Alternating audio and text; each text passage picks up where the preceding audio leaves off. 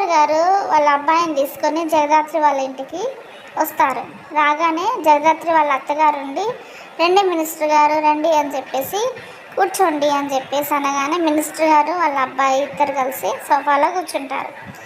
కూర్చున్న తర్వాత జగదాత్రి వాళ్ళ అత్తగారు ఉండి అంటారు, అమ్మి జగదాత్రి మినిస్టర్ గారు వచ్చారు, మినిస్టర్ గారికి జ్యూస్ తీసుకురమ్మా అని చెప్పేసి జగదాత్రి వాళ్ళ అత్తగారు అంటే జగదాత్రి జ్యూస్ తీసుకొని వచ్చి మినిస్టర్ గారికి ఇస్తుండగా మినిస్టర్ గారు అంటారు కదా, నువ్వు ఇన్స్పెక్టర్ కావ్య కూతురు కదా అని చెప్పేసి మినిస్టర్ గారు జగదాత్రిని చూసి అంటారు.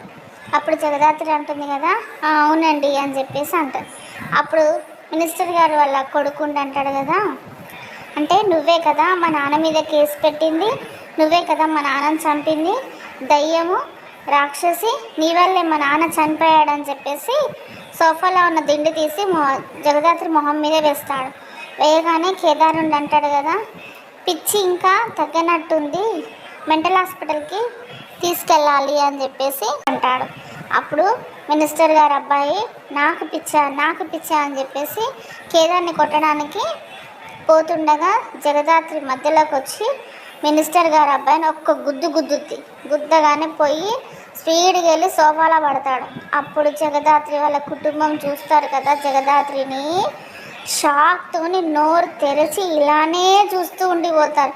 కౌశిక్ మాత్రం మొహం ఇలా పెట్టేసి వామ్మో ఏంటి అన్న విధంగా జగదాత్రిని చూస్తారు. జగదాత్రి కూడా కోపంగా మినిస్టర్ గారు అబ్బాయిని ఇలానే చూస్తుండిపోతారు. అసలు ఏం జరుగుతుందో రేపటి ఎపిసోడ్లో చూద్దాం.